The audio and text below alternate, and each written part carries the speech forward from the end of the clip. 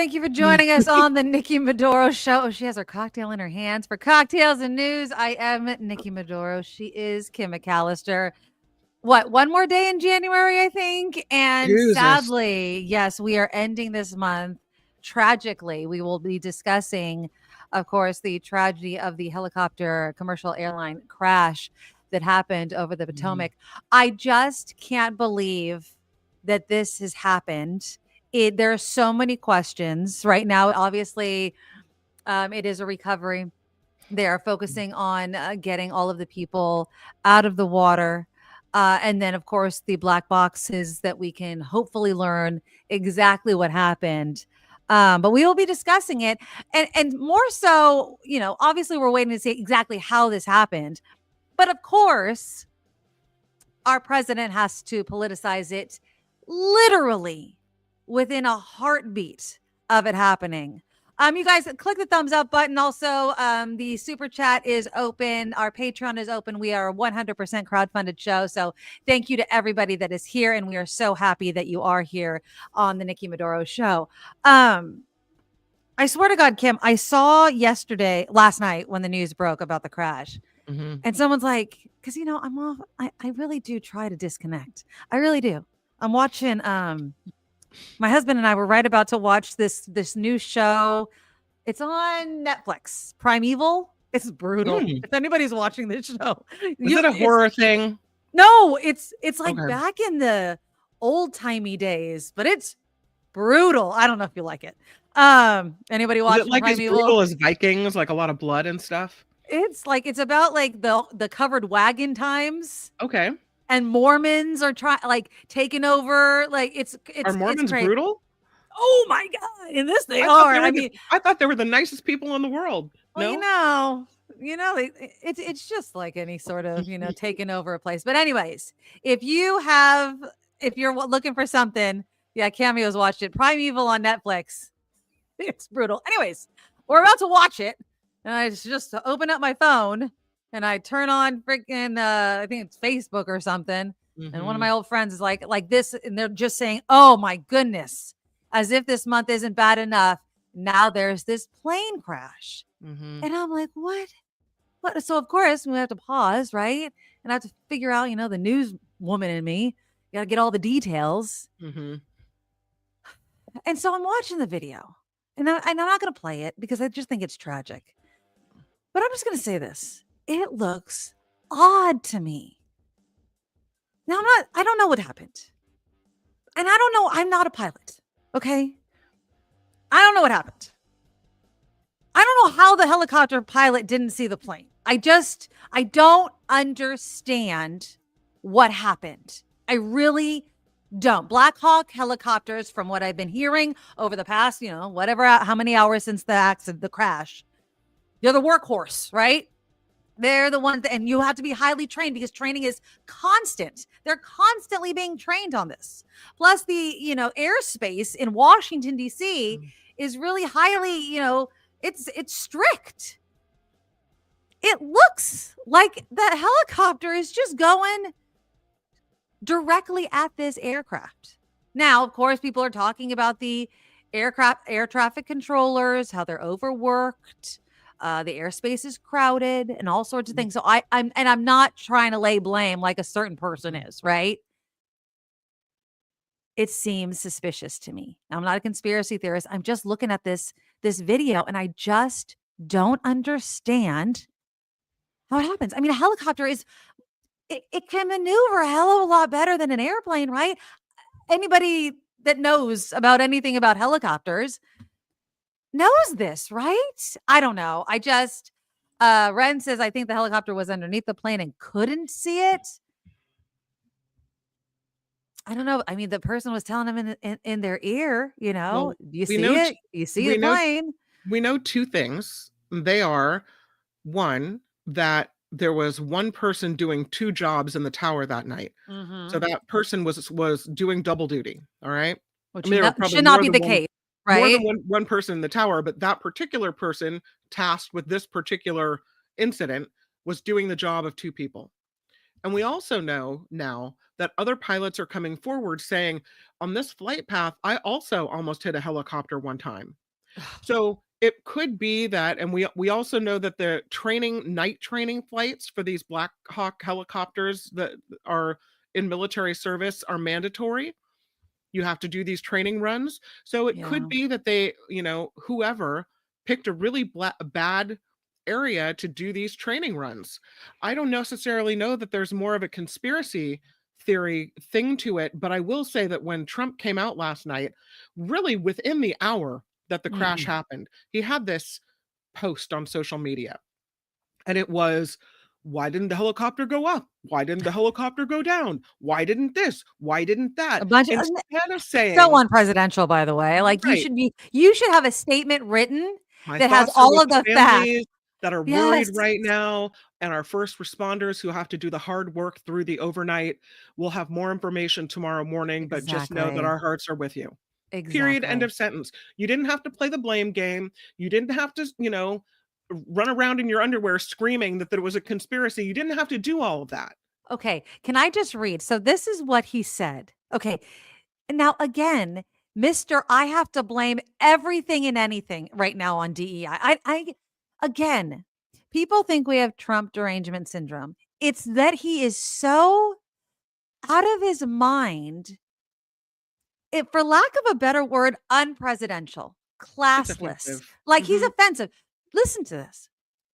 Quote, this was before I got to office recently, the second term. The FAA is actively recruiting workers who suffer severe intellectual disabilities, psychiatric problems, and other mental and physical conditions under a diversity and inclusion hiring initiative spelled out on the agency's website. The FAA website states they include hearing, vision, missing extremities, partial paralysis, complete paralysis, epilepsy, severe intellectual disability, psychiatric disability, and dwarfism, all qualified for the position of a controller of airplanes pouring into our country, pouring into a little spot, a little dot on the map, little runway.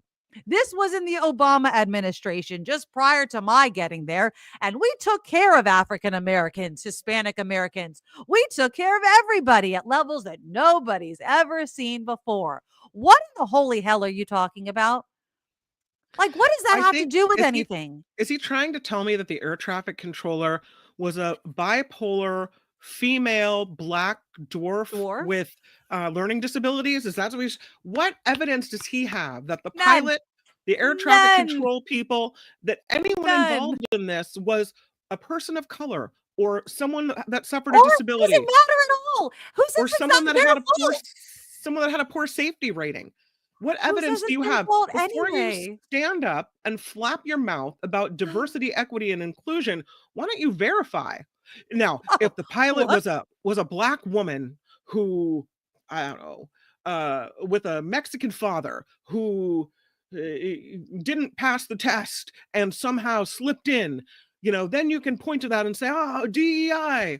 But the fact is, they have no proof that happened. They have no proof that it was someone that was, not to be hired or that had a poor safety record. They have no proof. So they just hop out in front of everyone and say the most offensive, awful things without even having anything to point to say, see? But what does it matter? Like, again, they don't know what caused it. So for him, just like you're saying, Kim, for him to bring a DEI in as if it plays a role in any of this is in of itself offensive. As if anytime there's a problem, if there's any person of color, a woman, it's immediately their fault. Oh my God. Look, there's a woman. Must DEI. This is the world we're going to live in. This is the world we're going to live in. So this is what I'm hearing you say. Let's take this tragedy away from it. So I work for a company. Something goes wrong. The boss looks around, sees a woman, not DEI. That's the problem. Are you effing kidding me right now? This is what the president is doing. This is the mentality he seems to have, that whenever something goes wrong, it's the DEI, and he only means Black, Hispanic, women, Right. those with disability. People It's of never color, the white people that man. are others different than. So what he's saying is Oh all my jobs of God. any import must be given to white men. Is that what he's saying? They can do no wrong, apparently. They It's can not do their no fault. wrong. It's never going Not to be their their fault. fault. Even though they've been in power this whole freaking time, and Listen, look what a mess we have. I love a white dude, okay? But Exactly, let me same tell here. you Marry that one. white guys make mistakes like anyone else. Exactly. It's not because of their ethnicity or their gender. Mistakes happen. Let's find out what happened. But let's stop the knee-jerk DEI BS, shall we? Oh my God. They're young white guys. Cheryl says the pilots were shown on ABC. Young white guys. Oh, but It's believe me, it will not be their fault. it's as stupid to say it's their fault because they're white guys as it is to say it's someone's fault because Exactly. they're a person of color. It's the whole thing is just stupid, Yeah. illogical, non-thinking drivel. What the problem is exactly what we've been talking about for a long time. The Mhm. air traffic control system, air traffic control jobs, there's not enough people that go into it. It's Right. high stress. And what he's also talked about, right, is that if you say that you're stressed out from your job, that you need psychiatric help, guess what happens? You might lose your job. So That's guess right. who doesn't go get psychiatric help? We've heard about that with pilots as well. You don't get the Mhm. help you need because then you lose your job. So then you're not getting the help you need and you're flying aircraft or you're in air traffic control. See, so we have a problem there. So then what do? We try DEI where we're like, hey, it's okay if you have psychiatric issues and you're taking care of them, you're going to a therapist, you're taking Mm-mm. medication for it. We still want you in these jobs because it No, is high we stress. don't. Oh no, now we Mm. can't have any of these people. No, you friggin' morons. So it's better to ignore a problem and Yes. pretend it doesn't exist so that you can keep your job and your livelihood than to actually deal with and treat said problem because then you're going to lose your job because they're going to be like, "Oh, sorry, we can't have a pilot with depression. No, not going to work." Mm-mm. Well, this is the president that said if you stop testing for COVID, then it just goes away. So, Yes. we And are dealing with this kind of president, if remember? I hadn't had a pregnancy test, I wouldn't have had 2 You wouldn't have babies. been Are you kidding pregnant. me?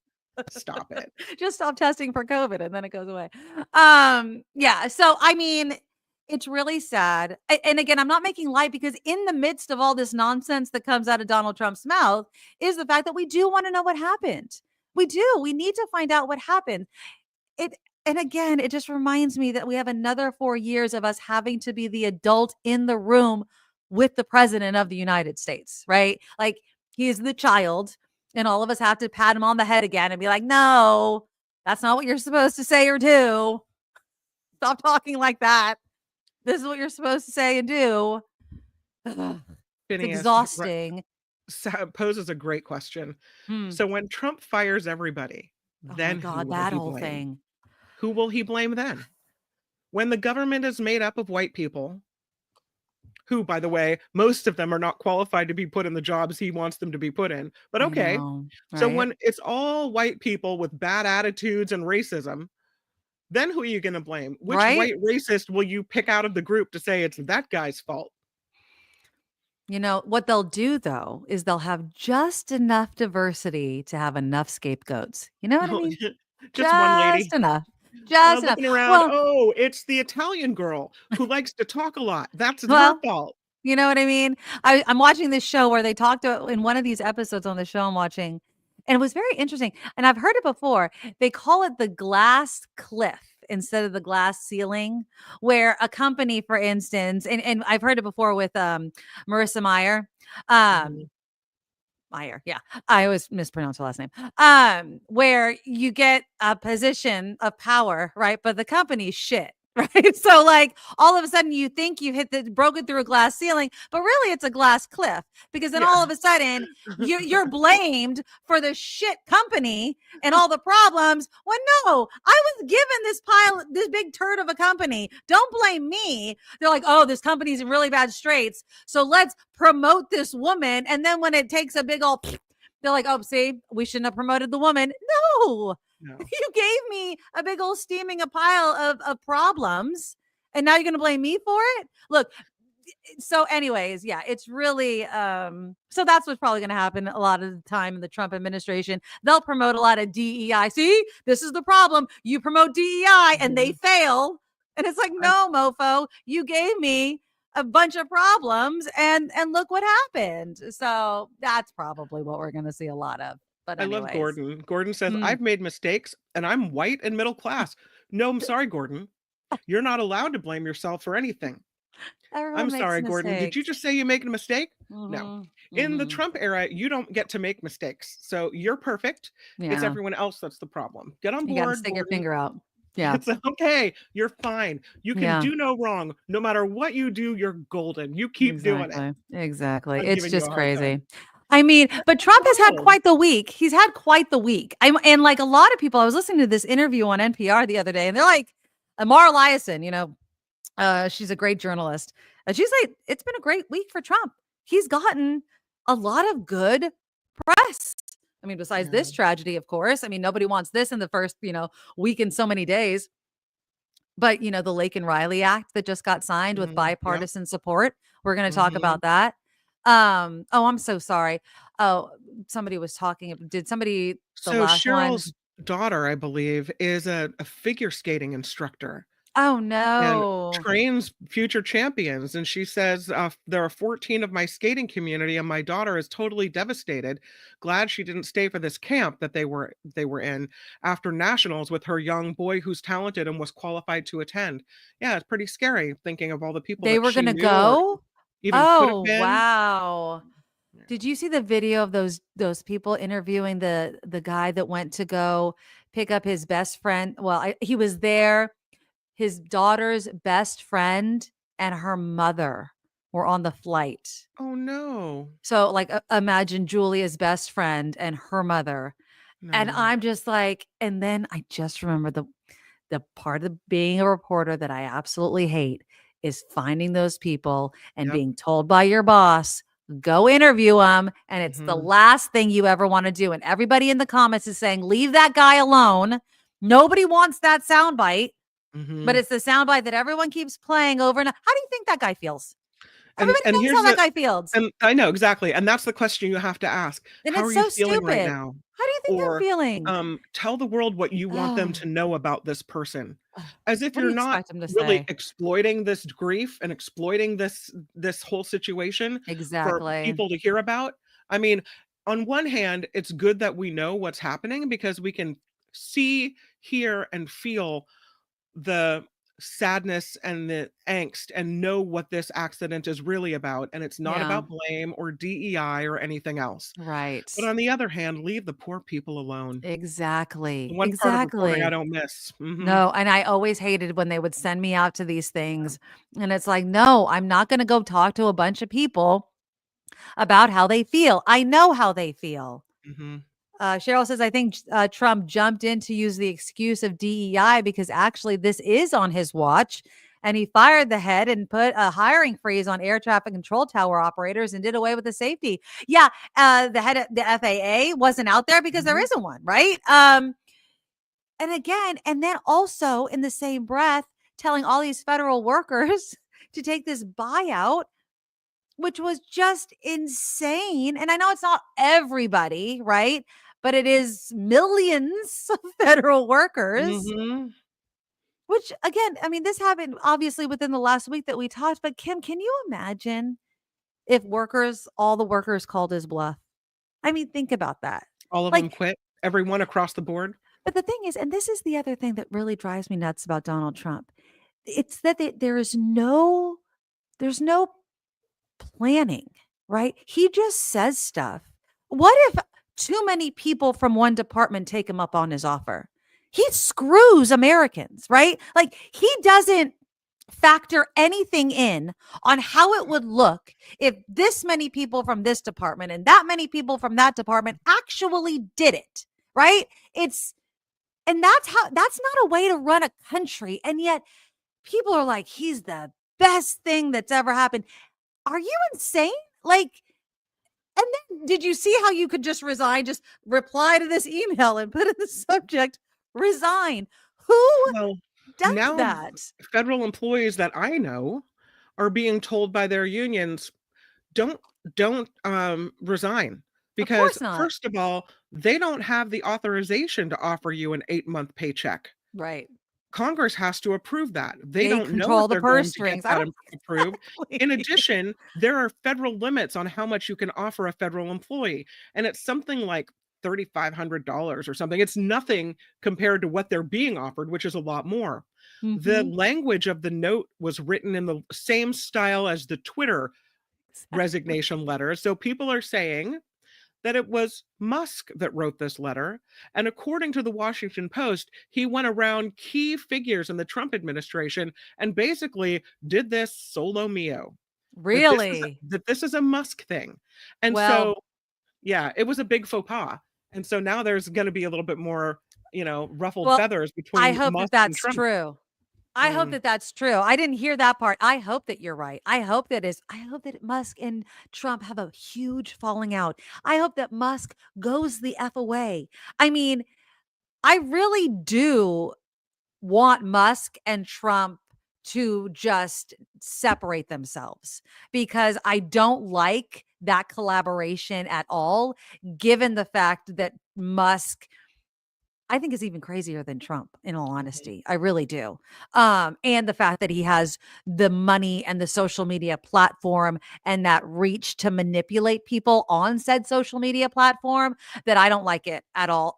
And, who knows what's going to happen with TikTok and that sort of thing. So I will really love if this leads to some sort of falling out.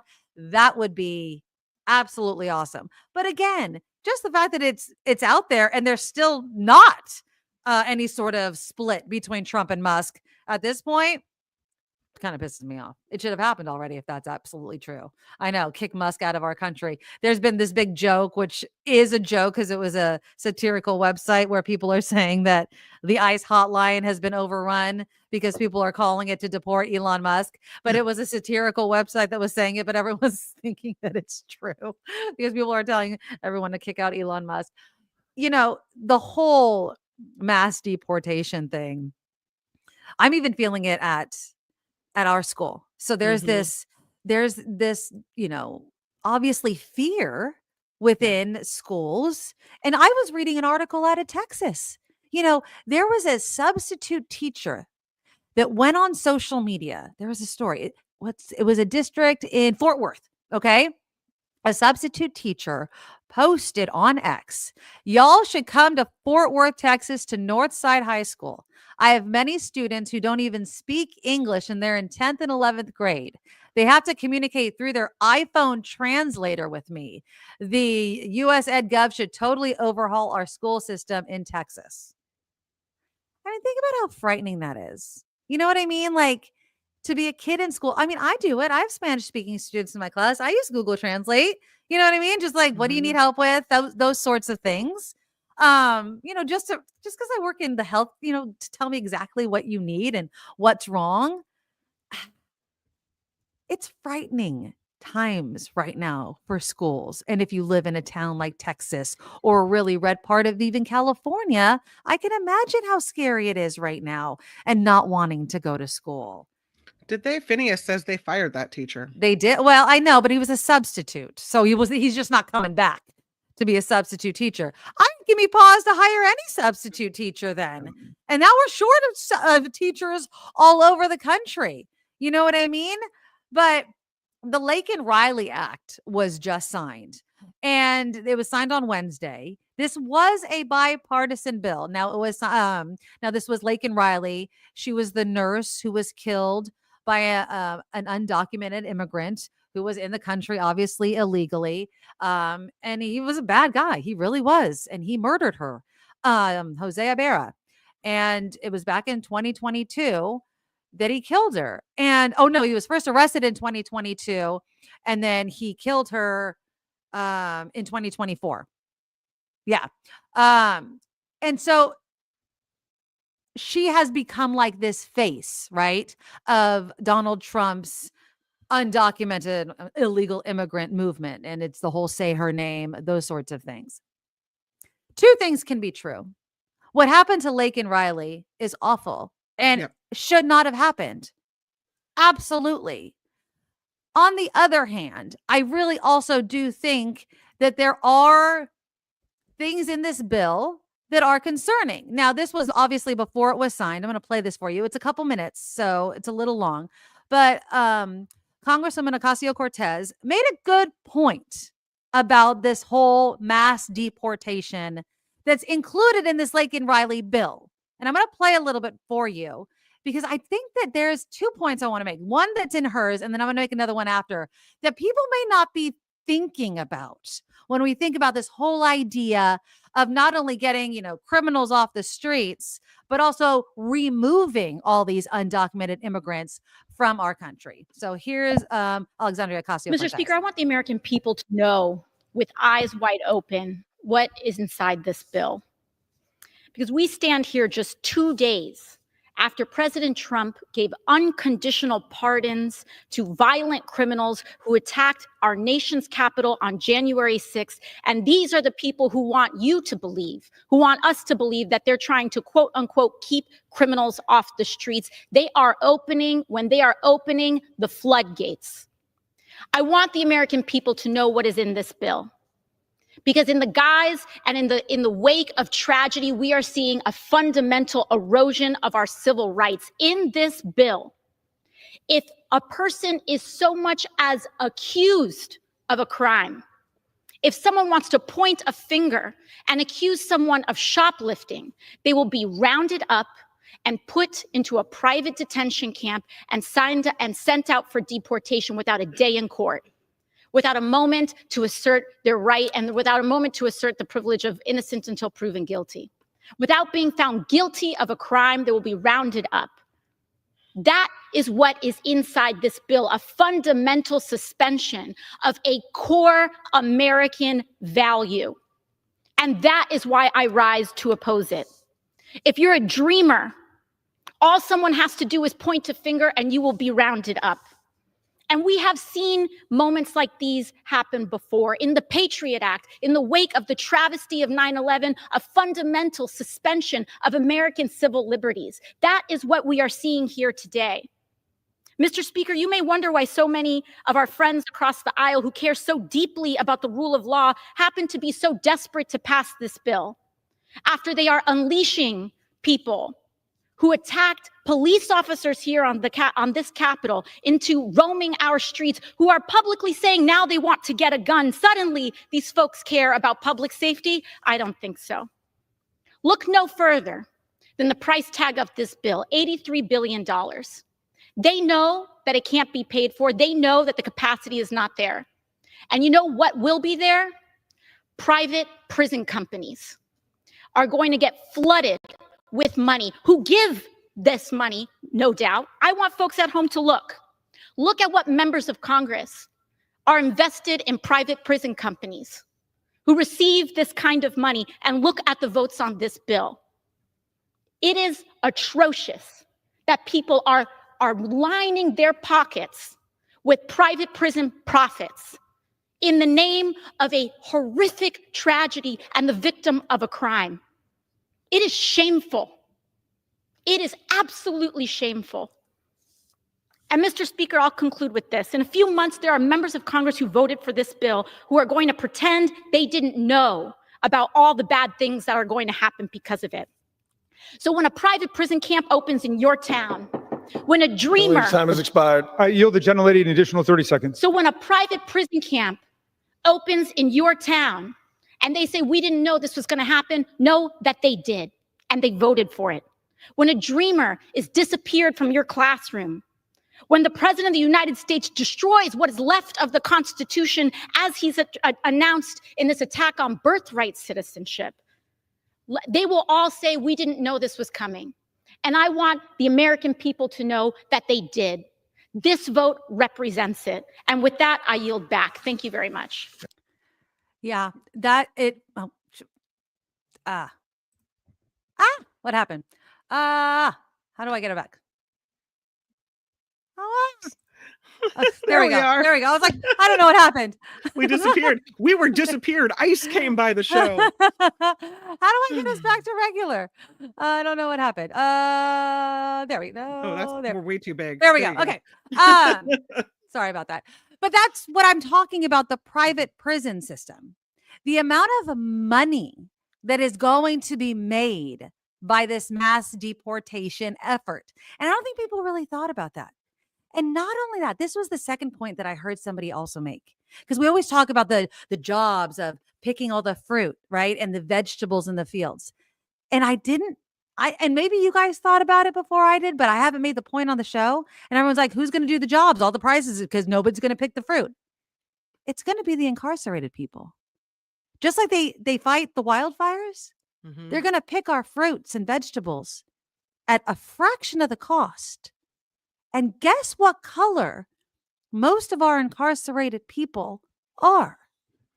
And we don't even have to pay them that much. See? Do you see how they just, and I'm using this spooky they, okay? They just have it all worked out. So we don't have to worry, right? We don't have to worry that the food won't get picked. They have a steady stream of people all ready to go. The money's there. The private Crazy. prisons will be there. There's plenty of people to lock up. And look, we're going to crack down on crime. We're going to fill up the prisons with all of the people we need to do the jobs that law-abiding Americans just won't do. Wow. I don't doubt it. I don't doubt it at all. Can I tell you that yesterday, my son, who's giving ukulele lessons to my mom next door, Oh, I love that. was talking to her about how scared he is that his friend at school is going to be deported. And he's in tears thinking about his really good buddy who's probably not going to be here. And so I talked to him about it later on, and I said, do you have any reason to think that this boy is not here legally? And he said, I don't know whether he is or not, but everyone at school is talking about how ICE is coming. ICE is coming. He happens to go to a school where there's a very large Latino population. Right. It's one of the schools in town where it's much more diverse. It's kind of right in the middle of town. Right. And so kids are talking about it. They're talking about it at home. Then they bring those fears to school. I mean, we hadn't talked about it at home, really. Right. So he's getting it from school, and now he's scared that they're going to come and they're going to take his friends away. But what It makes it Kids interesting should though, not have to be feeling like this. Well, what's Mine or the interesting- ones that are scared of being confiscated and disappeared in the middle of the night. but did he answer the question of whether or not he's undocumented? We don't know. But see, that's also another fear that I have, is that these kids are just looking at other kids and making that, and I'm going to use the word assumption, just based on the color of their skin. Well, I told him we don't know whether he is or not. Right. And I said, and I definitely wouldn't ask him. But your son has a good heart. What if Right. people that don't are making that assumption and don't have a good heart? And that's what also makes me upset, is that they're going to look and be like, oh, you have brown skin. And then they're like, hey, ICE is coming for you. Mhm. You know how kids can be. Yeah. That's what upsets me, is this. It's this judgment of people based on the color of their skin and what friggin' year are we in? Right. Right. Are you kidding me? And that's what makes my heart break. And that's what and then the fact that like people make these posts of like all Trump wants to do is take criminals that don't belong in this country off the streets. All he wants to do, as if he's doing it with any thought, as if he's giving any sort of thoughtfulness to how he does it, to make sure that innocent people aren't caught up in it, right? Just like people are eating the dogs and the cats. He didn't give a shit that it wasn't true because it got him points. He doesn't care who he hurts with his rhetoric. So why would he care now? He doesn't give thought if people get caught up in it. And that's what people are like, oh, all he wants to do is be the winner. That's it. On top of humanitarian concerns, emotional concerns, whether you feel it's right or wrong to deport children, I just think about then we look around and we see in school district after school district low enrollment. Yep. And we see schools having to close. So a side effect of pulling all these kids out of school and sending them back to wherever is now you've got even fewer kids in class, which means that per day the school will get less money, which means that there won't be as many kids and teachers will have to be laid off, which then Trump's unemployment numbers are going to go through the roof. Does anyone think about that? If he starts laying off federal workers and laying off teachers and laying off people in the community to Right. serve a certain size of population, and the population shrinks, and so we need less people, Yep. his unemployment numbers are going to be really high. And what are those people going to do? I don't know. What I jobs don't know are if they he even gonna take? cares. I don't know if he cares. See, Nugget doesn't even like it. He's upset about it too. Yeah, he doesn't care. He And then doesn't care. I Ugly wonder about duckling. like where Yeah. does AI fit into this too, especially with the connection to Elon Musk. Like where does that fit in? Like, are we just being edged out of these jobs? How many of you have seen that it's like a meme where they're like, I wanted AI to do my laundry so I could do my writing and art, not that it does my writing and art so I could do more laundry kind of thing. Like, I wanted AI to take care of all the crap, not take my job. You know what I Right. mean? Like, or not take the thing that I enjoy doing. It's insane. It's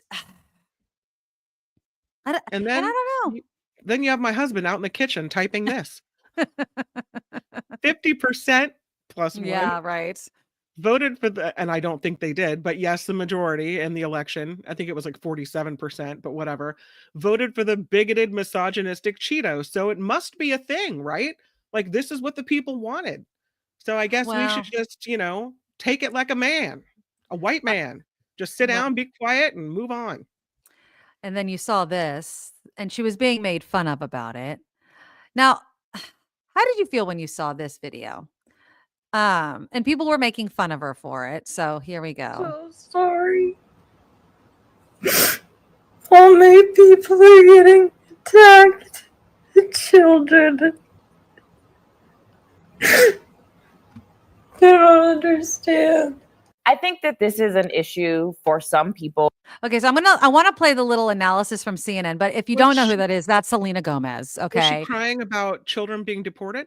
So okay, so she was crying about kids being deported, and she was saying all my people are getting attacked, the children. I wish I could do something, because she has a history of her family, her grandparents, crossing over the border and things like that.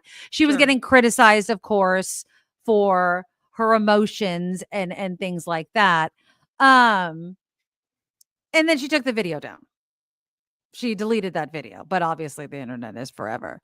So I don't know why she took down the video, but I wanted to play this analysis of this woman, Ashley Allison, because I thought that she also made a very good point.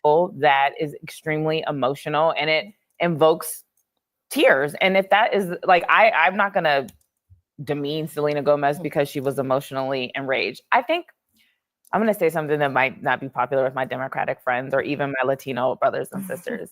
I think that there is a moment right now we're having in our country where at the end of the day, Donald Trump was elected not because people of color put him in office, but a significant amount of Latinos did vote for Donald Trump. Mm-hmm. And they voted for Donald Trump because they didn't think that you were going to finish the sentence. Mm-hmm. They didn't think that they were going to No, I totally disagree. I completely disagree.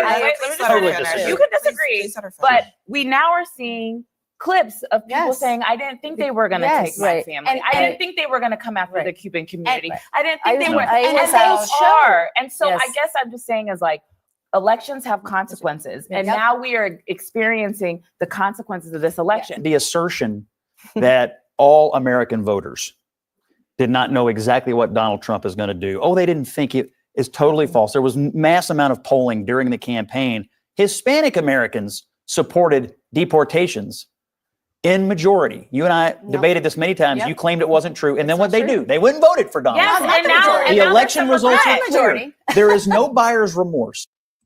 I disagree. I think that there's a lot of people that saw it as an othering, right?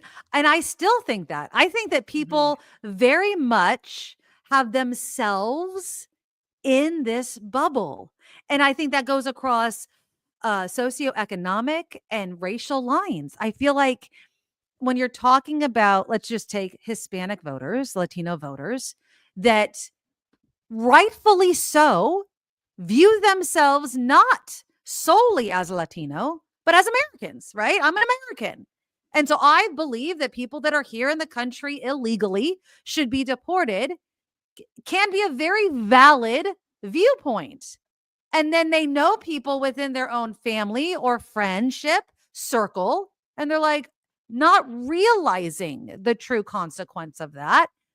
And that because they don't see outside their own bubble. There was a guy that was being interviewed whose girlfriend was in the process of and had not yet finished getting I guess her green card or whatever. Her ass got deported. And he's a Trump supporter. And he's like on TV begging Donald Trump to do something about it. Donald Trump's not doing anything about it. He's not. And she wasn't a criminal, I guess. I don't know. I kind of agree with Heather. I don't know how many times we said, and others that are much more prominent, Michelle Obama comes to mind, that said, if someone tells you, shows you who they are, believe them. Exactly. When Trump says deport all the immigrants, well, on day one, that's my deal. Why wouldn't people believe that? I don't know why. He in tells it like it is, doesn't he? You may be right that people just didn't think it pertained to them. Oh, they don't mean me. They don't Oh, mean me. I'm a citizen. Oh, I have a green card. They can't possibly mean me. Perhaps you're right. Or perhaps they didn't take it so seriously that it was more of an issue for them than the price of eggs. But I kind of do agree with him in a way. And I hate to say it because I hate that guy. I have to tell you, I saw another thing he did recently, just pissed me off. But I kind of agree with him in a way that people knew what they were getting, and ugliness won the day. As David K. Johnston said on election night, America faced a test of character and it failed. Exactly. It failed.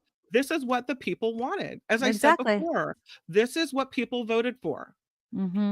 And as you said after the election, fine. Show me. That it's going to be so good. And they're showing us exactly what America's going to be. Exactly what you wanted, exactly what he said he would do. He pulled no punches. This is how he is. This is what he stands for. And this is the America we get. And I can only hope, I'll even say the word pray, which is a big deal for me, that in 2 years when we have the midterm elections, that somehow the America that I love, the people that I love, the good, decent people will come to their frigging senses and wake up and vote against the MAGA people so that Trump has a little bit more trouble passing and steamrolling the government into doing his bidding.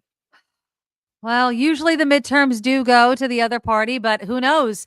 Trump said people don't have to worry about voting anymore. So who knows what he has up his sleeve? He's also saying, joke, joke, ha, ha, wink, wink. I can run for a third term, right?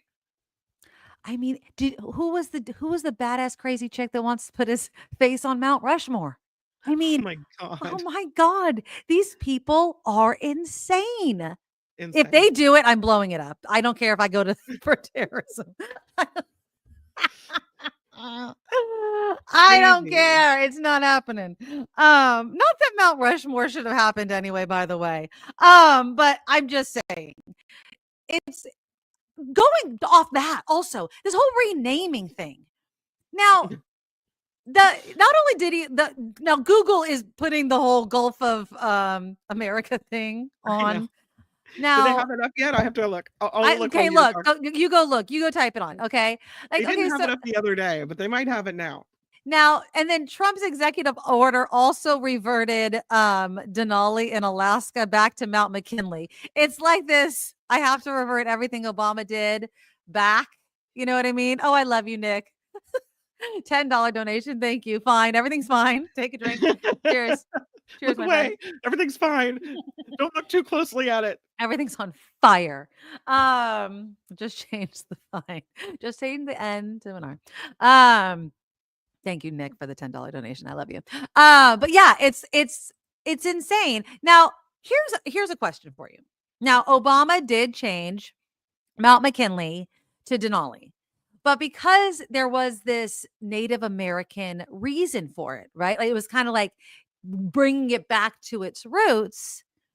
People were like, I will say Democrats, right? Obama supporters seemed to be okay with it. There were a lot of people that were very upset about it, right? They were like, no. You should not. For instance, House Speaker at the time, John Boehner, very disappointed in the decision because it was named after President William McKinley of Ohio. And they were like, you should not be taking this away. It's going to hurt Ohioans and blah, blah, blah, blah, blah. Now, is it up there? It's still the Gulf of Mexico. Okay, good. I was thinking the print would be bigger, but it's still as of now, Google has not changed Google. it. Thank you, Google. But I mean, okay, so was Obama wrong to change the name of, Mount McKinley that was named after a U.S. president back to Denali? I mean, is our politics showing that we're like, I mean, I still think Gulf of America. America first, Nikki. That's what our God, this pains me to say, our new Secretary of Defense, Pete Hegseth, pardon me while I vomit, said that he disagrees with the renaming of our army forts and, bases or whatever, the renaming of them, stripping off the traitors in the Civil War that, that they were named after these Civil War racists and putting other names on them. Right. He wants to go back to the original names. Nikki, the white guy names. I mean, I don't know. I just feel like, hold on, I got to turn something off real quick. I just feel like the naming of things is, can you imagine, and I know this is hard because we've never done it, a female president making this at any way, shape, or form the top of her list of things that they would need to do. Well, it's ridiculous. But also, I will say this. In states like California, cities like San Francisco, where they renamed all the schools, which I thought was lame that they did it. Yeah. At least they convene some kind of panel. They have some public discourse and discussion about it, right? They go through a process to see how the public feels. That's a good point. Yeah. In this case, it was it was Gulf of Mexico yesterday, but it's Gulf of America today. Yesterday it was Denali. Today it's Mount McKinley. Like, there's no process. There's just I have decreed it and this is how it shall be. And something about that doesn't sit quite right. Oh, it's that way because you tell me it's going to be that way? Okay. Yeah. And also, I mean, doesn't it just get confusing, right? I sucked at geography. I mean, I sucked. What grade was it that we learned geography? Was it 7th grade? I forget what grade it was. My son in 5th grade is learning where the colonies are. So okay, yeah. I remember I had a teacher that was we could not pass the class if we didn't like learn all of this, whatever. And I mean, I struggled in that class. Can you imagine if every time we had a new president, they just kept naming and unnaming things? I mean, can we just keep it just straight? That's really difficult if it becomes a pissing contest every time we have a freaking new president. And that's what I kind of feel like Trump is turning this into. And that's all I'm going to say is like, the Gulf of America is just a weird thing to do. But I guess you can do that. I guess. I don't know. It just seems nobody voted on that. Nobody, like you said, nobody voted on that. It wasn't on our list of things that we wanted presidents to do. So I think that he's just being stupid and trying to score political points. And it just seems really, really stupid. It makes him look like he's focusing on the things that aren't important. Exactly. We have our Trump troll of the night. His name is Pine Tree, and he says the white liberals are the real races. What he meant to say is racist, but because he is MAGA guy, he's having trouble with the spelling. Well, our school's test scores have gone down again. So maybe we haven't asked him what grade he's in. So Bye bye, maybe Pine Tree. whatever. Sayonara, No, sucker. I mean, okay, whatever. Oh, I banned him. We don't have time for that. This is fun times, drinking booze and chatting. We don't Yeah, have that time is for true. your banning. And she has a very fast pine tree trigger finger. So I'm quick welcome on to the the trigger Nikki finger. Monroe show. Yeah. The school test scores thing. Let's talk a little bit about that. Okay. Because I don't know if it's going to get any better with Donald Trump in office. Because, well, the whole Department of Education thing. And now that I'm in school, I'm telling you, I am so much more sympathetic to the education of children. Seeing it on the inside, and seeing how difficult it is just to get these kids to stay in the classroom.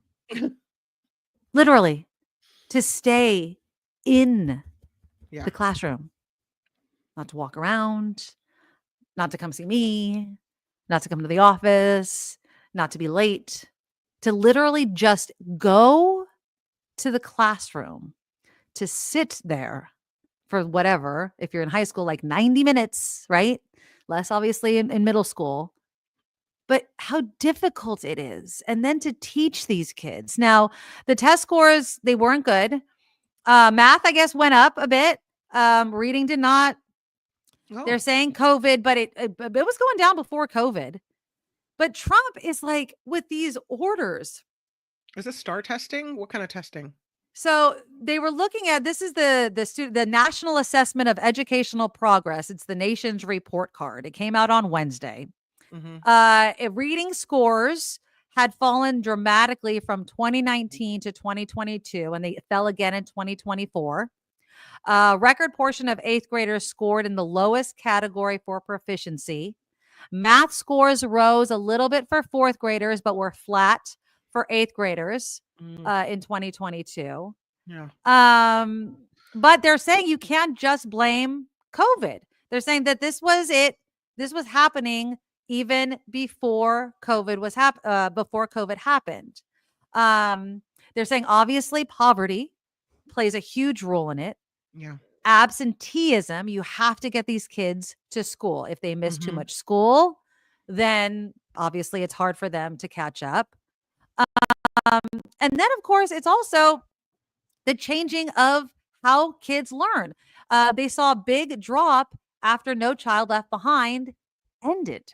But again, a lot of people had a problem with No Child Left Behind and kind of the standards that were set and how that was divvied up state by state. So I also agree with you, Calvin. A lot of people are saying too much phones, TV, the reading scores, video games. A lot of in the Washington Post article, I was saying that a lot of kids stop reading for fun. You know, and I also think, and I always, you know, especially with my son and my daughter as well, I think parents sometimes are too strict on what they consider reading. Oh no, that book doesn't count, right? I have to be, because he'll do graphic novels.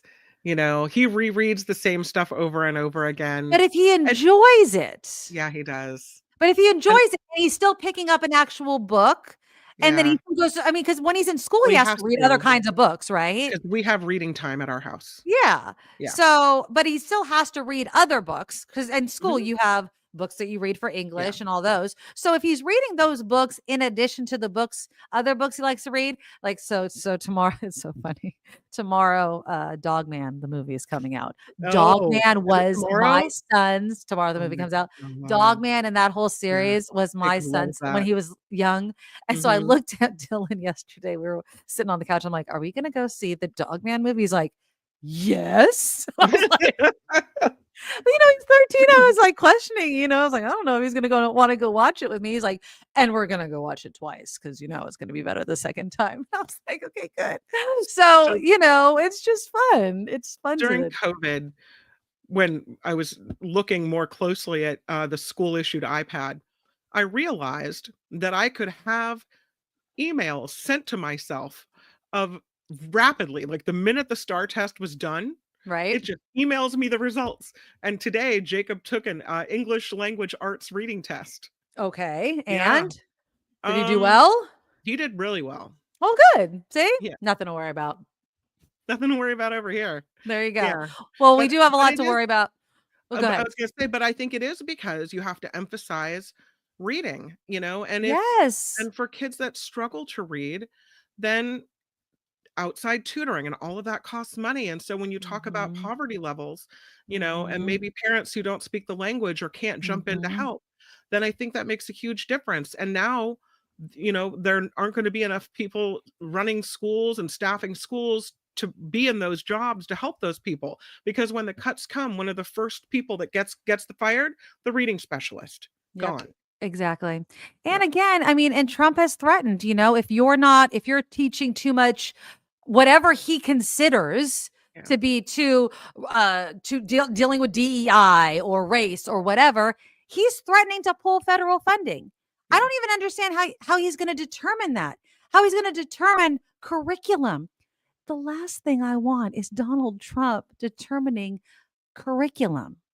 Yeah. Okay. Like, I don't even understand how that would even happen on a national scale.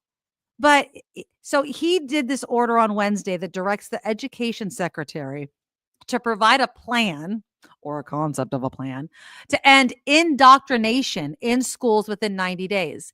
To end indoctrination is in of itself indoctrination, because you have to actually set up rules of what you consider indoctrination, right? I mean, we're saying, and I'm using the collective we, let's include everybody, right?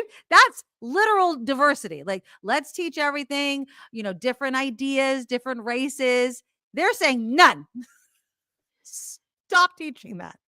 Stop teaching actual history because it makes people feel bad. Well, we have history in this country. And I'm sorry that it makes you feel bad in all your dark places. You know what I mean? Like, but sorry, try to accept it.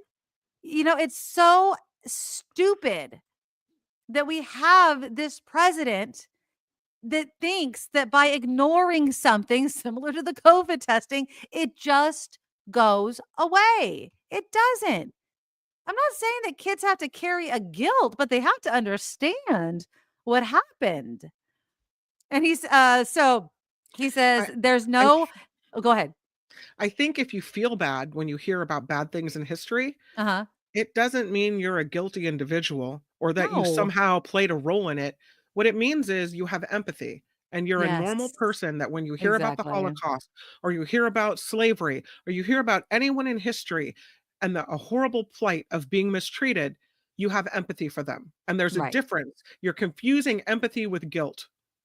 Well, I think what happened is, and you were mentioning before, with the renaming of schools and the taking down of statues, I think that people started feeling like, well, wait a minute, why should I feel bad for this? And, maybe somebody pointed the finger at them, or, you're included in your ancestors. And Right. as if they needed to defend themselves. And you don't need to defend yourself, but you need to understand your own history. Similar to Germany. Remember, Elon Musk went to Germany and spoke of this far right thing and says, oh, you need to give up the guilt. And Germany's like, like, that goes against literally kind of the promise that we've made to our children. Like, no, we don't forget the history. That is literally what we don't want to forget. I mean, obviously there are some in the far right that would want to do that, but I think they want to forget it so they can bring it back. Right? Yeah. You forget your history, you will repeat the history. Sometimes, oftentimes. I mean, look where we are right now. Look where we are right now, where we're judging people by the color of their skin.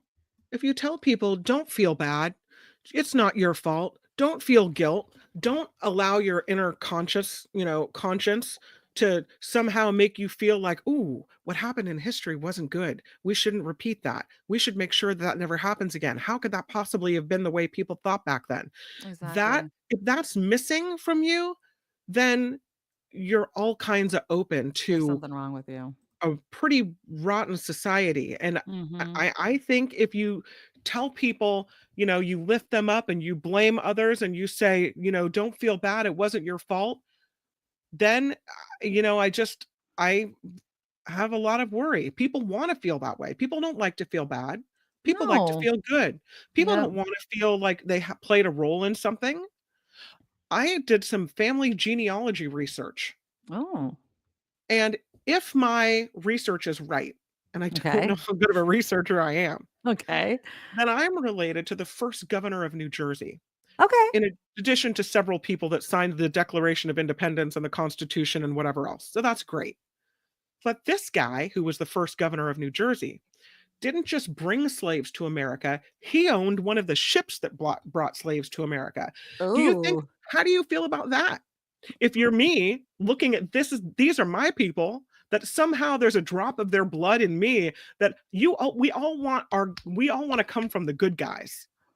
Well, but you are a good person because what else? Yeah, What can you do about that? You can't do I anything wanna about that, think but continue to I be a good wanna person. look back in history and think I came from the people who fought against it. No, as a matter of fact, I came from the guy, I think, who put them on ships and brought them here. Mm, Awful. yeah. Mortifying when you see that in your family history. It's honestly mortifying. That's why I've never talk about it, because I don't want that to reflect on me. Do I feel guilty about it? I didn't do it. I don't But even I know think the guy, but I think but that I anybody feel that would awful. judge you for that, that person also has something wrong with them. Does that make sense? That is a weird thing to judge someone for. I think, Sure. and that also perpetuates the bad part of the cycle, I think, and Mhm. how we got here as well. Yeah. I, just as much as the person that wants to ignore history because they don't want people to feel guilty of it, I think the Mhm. person that judges people that had nothing to do with that history is Yeah. also part of the problem. We just need to learn about our history. That's Yeah. it. Learn about our history and not make the same mistake. Don't judge people like they did back then. That's all we can do, is be better than the people before us. That is it. Don't make the same freaking mistakes and be Yeah. better people. You're one of the best people I know. It Mhm. doesn't matter if there's Thank half you. of the blood of that guy in you. Yeah. You are not that person in any way, shape, or form. So So he that's had the it. slave ship, and then his son became an abolitionist. So there is See? that they saw how awful it was and changed their ways. But still, when you look back in history and you look back in American history, even if it's not your direct descendant, you still want to feel like, we were good people.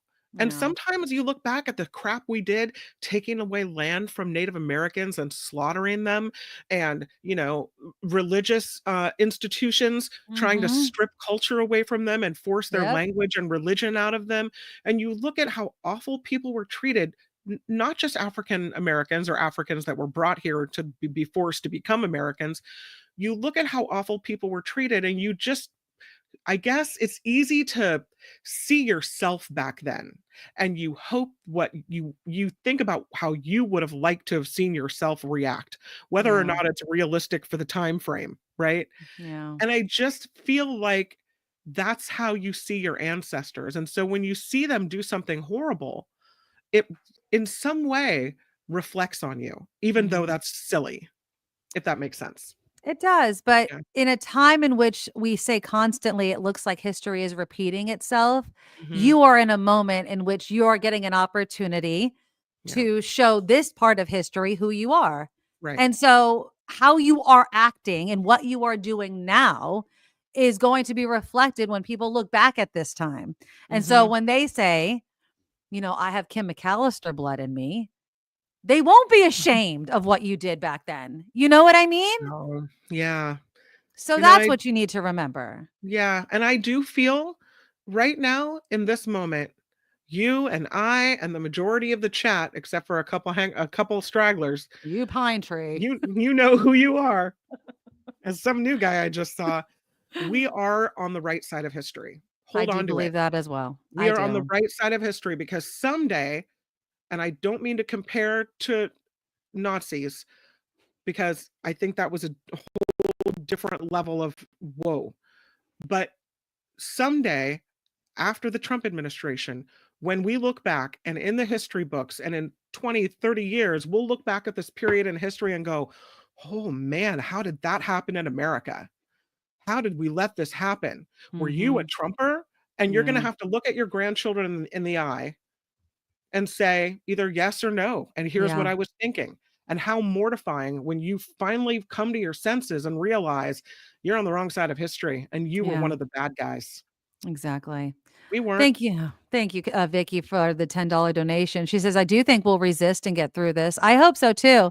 You know, and I don't mean to be a Debbie Downer. I hope there's a 30 years from now. You know what I mean? Like, and that scares me to death, you know, with climate change and honestly, the damage that this administration can do to our planet. You know, it's just, Phineas, I was there and I spoke out. This show hopefully will live in infamy, right? Like the internet will be around and our words will still be there, and yeah, like we're taking the stand that we can take.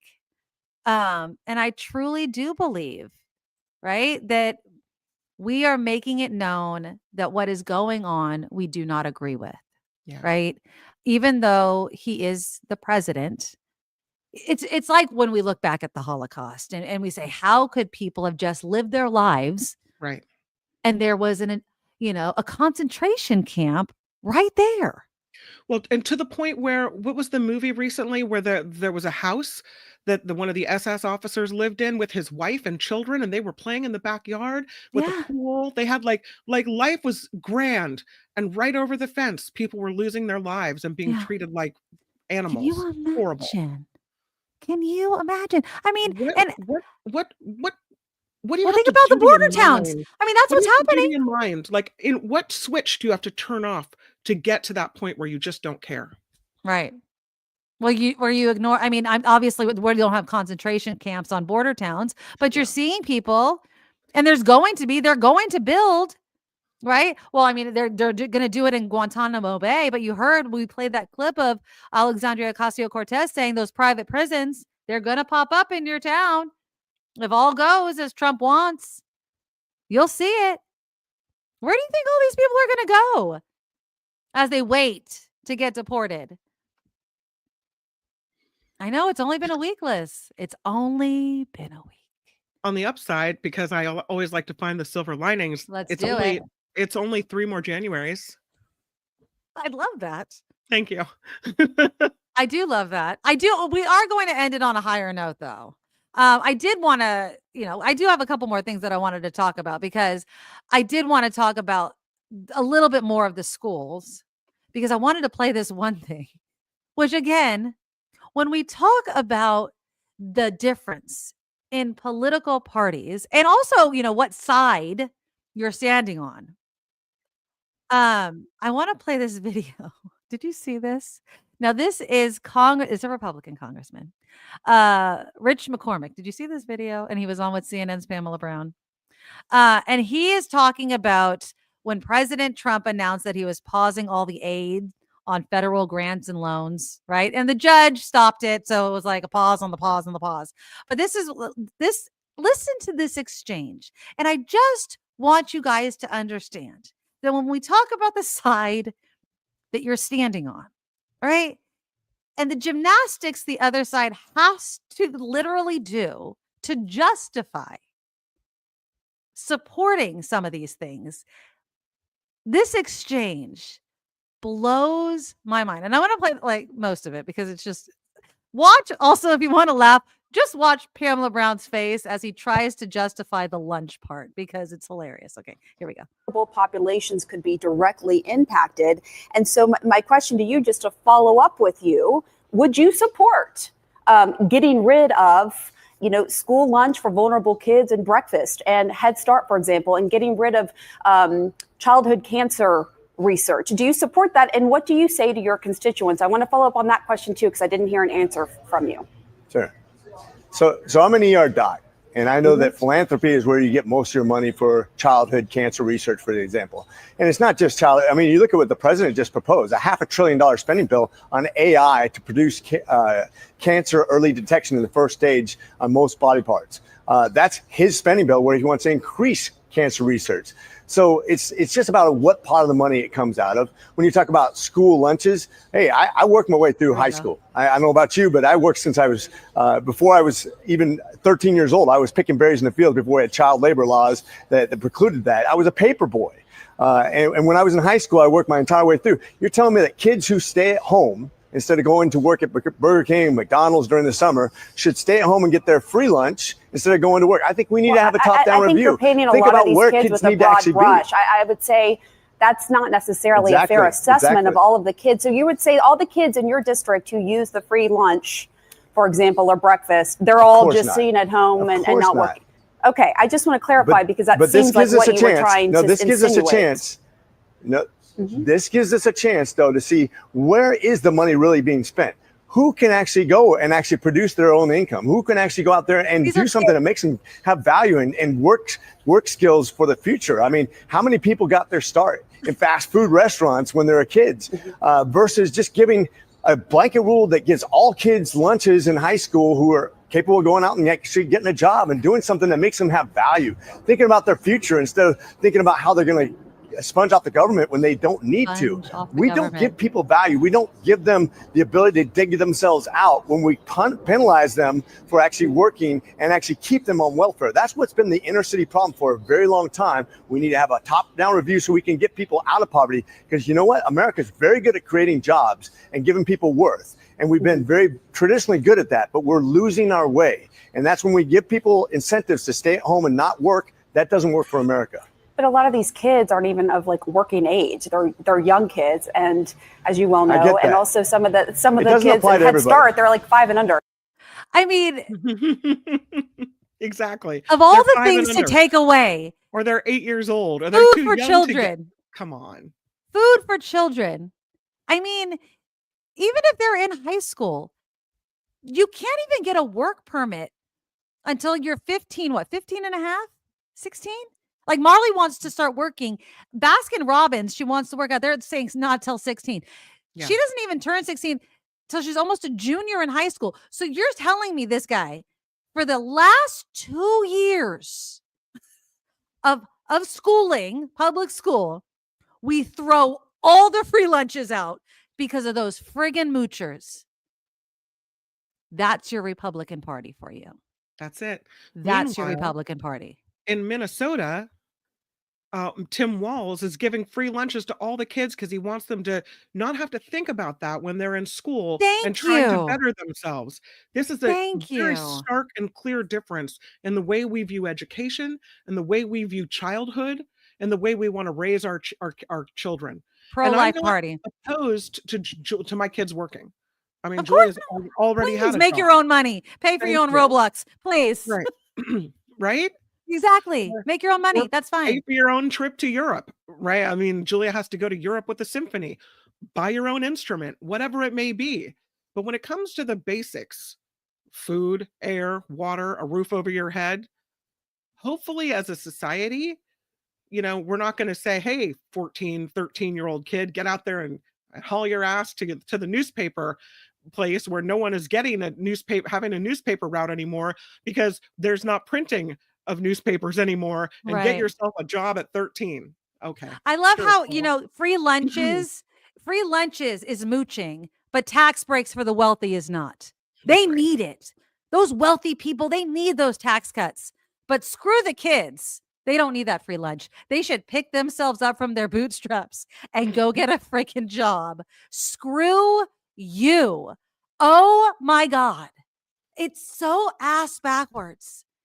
It is so backwards that these people sit there with that shit-eating grin on his face, with a straight face, and saying, this is a waste of money, is feeding children.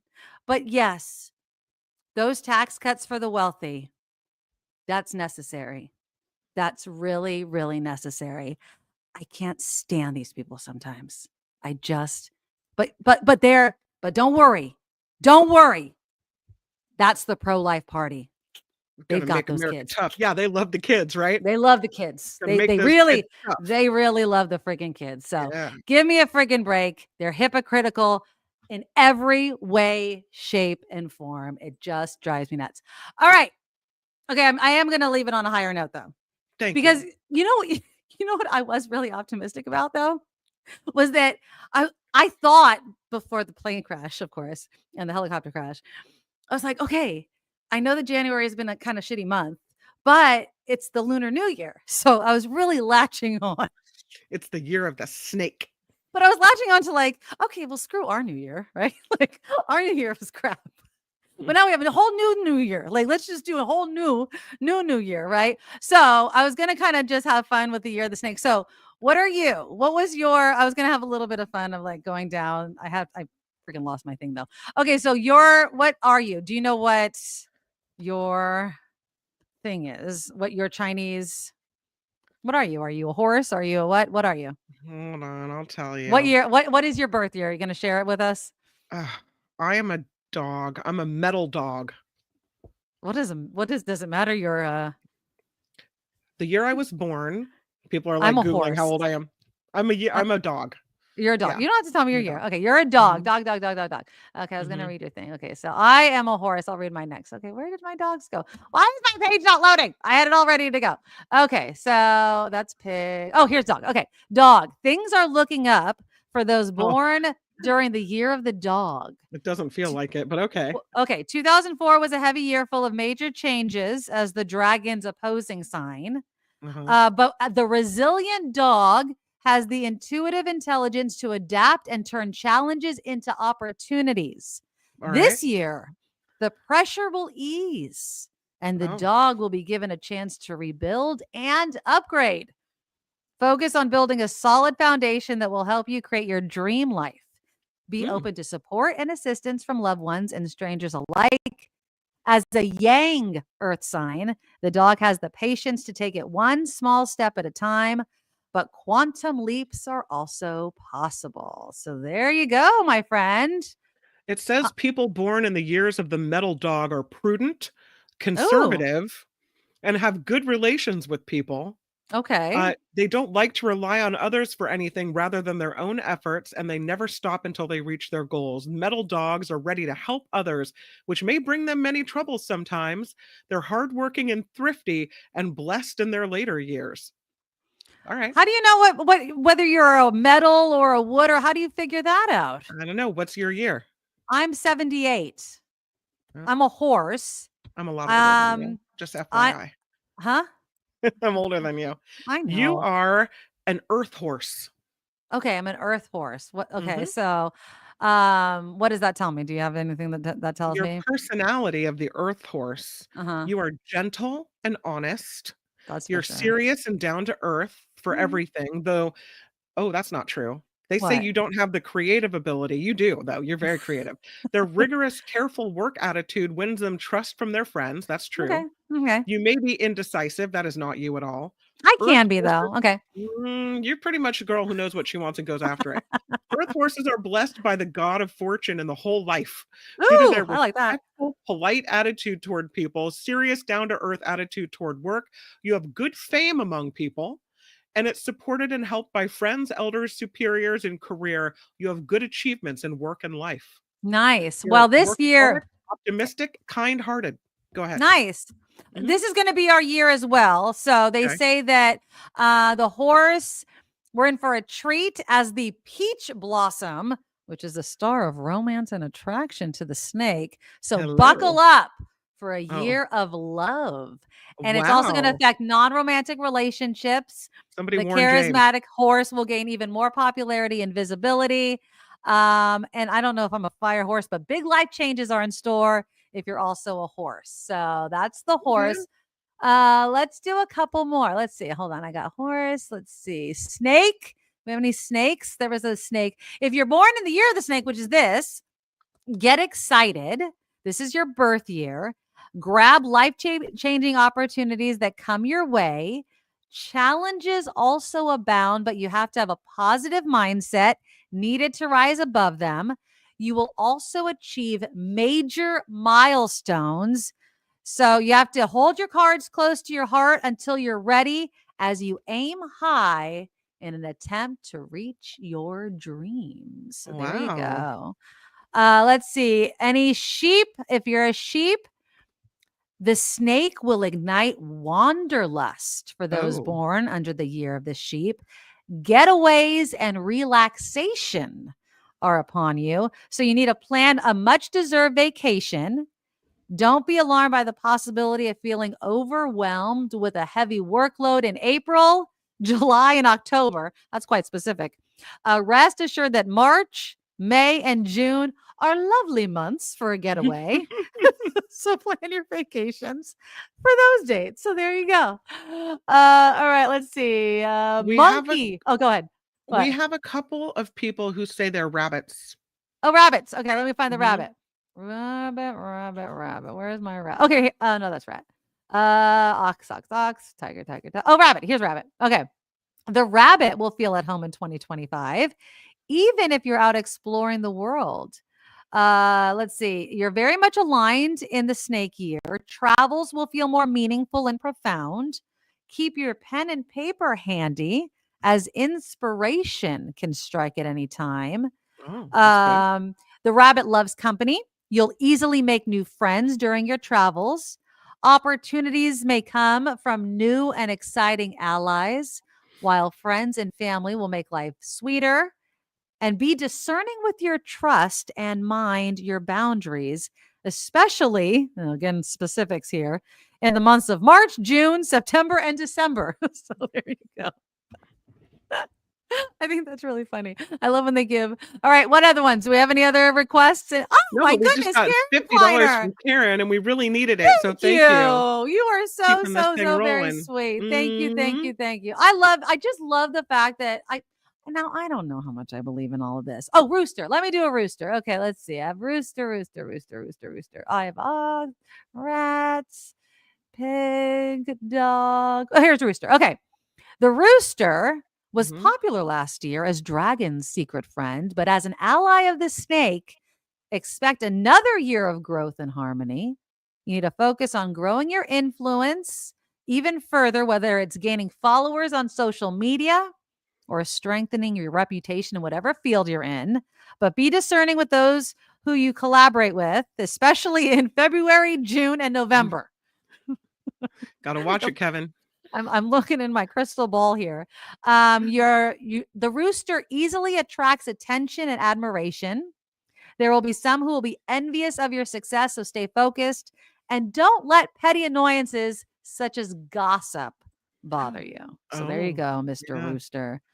Wood tiger. A wood tiger. Tiger. Let's see. Tiger. I don't know if this does any. I'm just giving the basics. I don't know if it's a wood or whatever, but okay, hold on. I I'll gotta go type back. it into my site. Wood tiger. Okay, All right. let's. Karen. Okay, I have the basic tiger. So you need to be Oh. cautious this year because the snake squares you in the zodiac wheel. As travel stars, both the animals are quick and thrive in a fast changing environment. They may not always agree and could find themselves on a collision course. This is a year to think before you speak and look before you leap, as conflicts and mishaps can easily arise. You need to practice mindfulness and awareness, especially in, mark this down, February, May, August, and November. So the eager tiger as a yang wood sign enjoys pushing boundaries. Yin fire in the snake may burn out the tiger. So check in often with your energy level and rest when needed. That's what it says. Mine says personality traits of the wood tiger. Okay. Born with the wind element, wood people are just like the wind, quick-witted and competent. Since wind is changeable, wood types generally have an unstable personality. What? Sometimes like the storm, sometimes like the breeze, sometimes mild, sometimes stubborn. Basically everything is applicable to you. They never obey others easily. They're wise, reliable. Okay. All right, there you go. All right, what was the last one? Pig and crab. Pig, let's see. Pig. Let's see. Cameo. They call the wind Mariah. Yes. Those born in the year of the pig should get ready for a transformative year full of breakthroughs as the sign opposite of the snake. Major life changes are inevitable in a clash year. Initiate your own changes, especially if you've been considering moving into a new environment, starting a family, or changing your career. Think big changes and get excited. The pig is the travel star to the snake and vice versa. So you will likely find yourself constantly on the move, especially in May, September, and November. Travels can be life-changing, so choose your adventures rather than let unexpected troubles disrupt your life. Oh. And then what was the last one? It was pig and crab. Crab. Do I have crab? I don't have crab. I'm putting some links in the chat for the ones we might not get to. I just put the link in for Fire Dragon for there Cheryl. you go. I don't have a crab. Is there a crab? It's not crab. It's something else. There's a rooster. I have a dog. I have a pig, and I have a rat. Are you talking ox? Is it ox? I have ox. I'll read ox. There is no crab. There is no crab. I'll read the ox. You will benefit from the Grand Duke's full support as an ally of the snake ox. So prepare for a year of ease.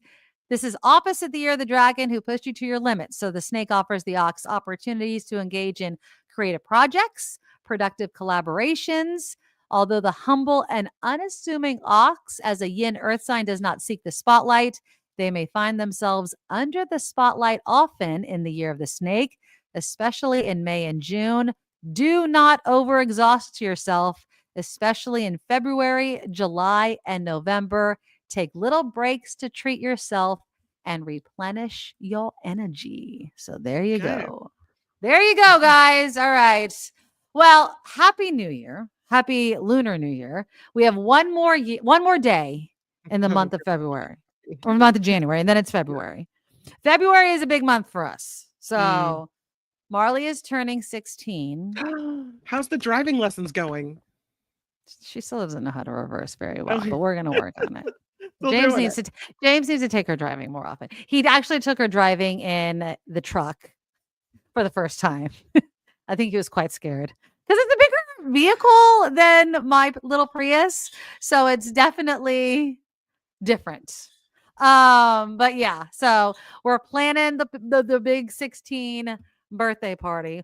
Thank God she just wants to do it at home. So she's definitely. I thought she wanted like a quinceañera with a big dress and a chandelier and the fancy dessert. She definitely wants a big party here. Okay. So I think we're gonna do the big thing that we're gonna do is we're gonna have the person that comes and makes tacos fresh at the house. Okay. Yeah. So we're gonna have that. That's gonna be the big thing, and like then we're just gonna. Truck?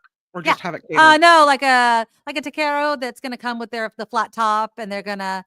Have you never gone to a party where they have the flat top and they have the tortillas and they make all the meat fresh right there? You've never been to that kind of party? No, I'm gonna need an invitation to this one.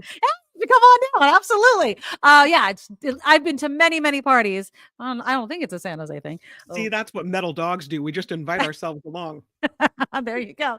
Come on down to San Jose. But yeah, it is really fun, and you get them for like 2 hours, and they make hella tacos for you, and it's delicious. Hella tacos. And then we want that. She wants to have a slumber party with her friends, and she wants all the family friends there, and yeah, we'll just play music, and so yeah, it's gonna be a good time. And thank God it's here. So I was told that for Jacob's 11th birthday coming up this month, he wants the video game truck to come. Marley went to one of those parties years ago when she was in elementary school. It's really cool, and it's hella expensive. I'm telling you, I've been looking it up this afternoon, and I'm like, I don't know. It is really expensive. But I mean, if all the kids are really into video games, Marley was invited and she wasn't into video games, so she just kind of like watched. But she had a good time. I mean, she played but she just was kind of pressing the buttons. She wasn't really, that into it, but she had a good time, and it was really nice that it was a boy's birthday party and they invited her. But yeah, I mean, it's kind of one of those things. And I have to do more research, but the place I was looking at, $300 for 1 hour, $400 for 2 hours. Oh, that's not too bad though. $400 for 2 hours, but you don't have to do anything else.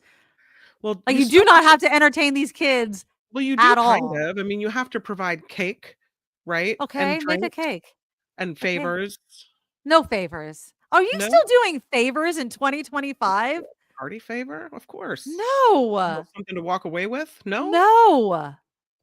No. Are you still polluting Other our people do planet? favors. Are you polluting our planet with plastic crap still? No, not with little plastic items. What do you give them? A lollipop. Bye. Go to the dollar store. Yeah, Buy I don't a know. lollipop for $1. Put a ribbon on it. Bye. Do not buy favors. Are you? No, I just spent $400 to entertain your kid. You can say bye. Have a nice life. Do not do favors anymore. I cannot believe you still do favors. No, I no love it. Jacob favors. recently went to a party where they, as people were leaving, they passed out $10 gift cards to Yogurtland. That's nice. You live in a hoity-toity. Dude, I gave up favors. Well, I know I have older children. I stopped. Yeah, and seriously, like our friends. Yeah, like no favors. Why do I need to give you a Time favor? ago, Julia had a pool party, and I found on eBay someone selling like a big pack, like in bulk, Uh-huh. Little Mermaid Barbies, and everyone got a Little Mermaid Barbie as they left. I know, that was fancy. Kim can do whatever she wants. I know, but I'm trying to let her off the hook here, Karen. Maybe you're right. Maybe I'm old school. See, the metal dog, it said we're conservative. I used to change my do ways. favors. I Speak it up. used to. I don't think that anybody really cares anymore. Like, I don't think that any kid that spent 2 hours playing a video game party. Listen, okay, this is me, and this is the way I think, okay? I don't think that any kid walks away from a birthday party and says, I didn't get a favor. I don't feel like any kid does that. But maybe I just don't raise my kids to think that way. I've never heard my kids say, "Oh, I left a fun birthday party, but I didn't get a favor." Like, really? But if you do get a favor, there's Jacob in the seat next to me, digging in the little bag, looking for the Hershey's Kisses at the bottom. I don't know. I don't know. Yeah, I mean, obviously, if you give them a favor, they're going to look in the bag. But if you don't give them a favor, is he going to be like, "I didn't get a favor"? I don't think so. Thank you. No. Thanks. I just saved you money. But give them favors. You're going to friggin' do it anyway. That's Kim McAllister for you. You know what I mean? Like, I could try to talk her into not doing favors, but Kim McAllister, this is the difference between Nikki Maduro and Kim McAllister right here. Oh my God. In full display. I will talk her out of doing something. And she was like, no. Oh, Happy New Year. My carnitas with Tabby's guava barbecue sauce was a success again. Thanks, lady. Nice. Delightful show. See you tomorrow. Ricky, thank you so much. You guys, thank you so much for the donations. Can we give some quick thank yous before the show? Nick, thank you so much for the $10 donation. Vicky also came in with $10. And Karen, with the $50 donation. You guys, we are 100% crowdfunded, like we always remind you. And we do this because we love being here with you guys. We love our cocktails. We try to keep ourselves sane. And I just love doing this with you guys. Love doing it with Kim. And thank you guys for being here. Every time I switch on the show and I see your guys' name, it makes me all warm and fuzzy inside. So thank you. We want to continue doing it. And we love the support from all of you guys for doing it. So thank you. You can go to thenikkimadoroshow.com if you want to support the show. We have a Patreon. We have all the links there if you want to support us. PayPal is the best way because they don't really take a big old chunk. So if you want to support us that way, that is great. So PayPal, Patreon, the super chat always open, even if the show isn't live. I don't know how that works, but it does. But thank you guys so much for being here. And Auntie Tabby's Island Flavor, like Ricky said, is a great way to support us as well. Go to AuntieTabby's.com, use the coupon code NickKim, NikkKim, and you get 10% off every single time you order.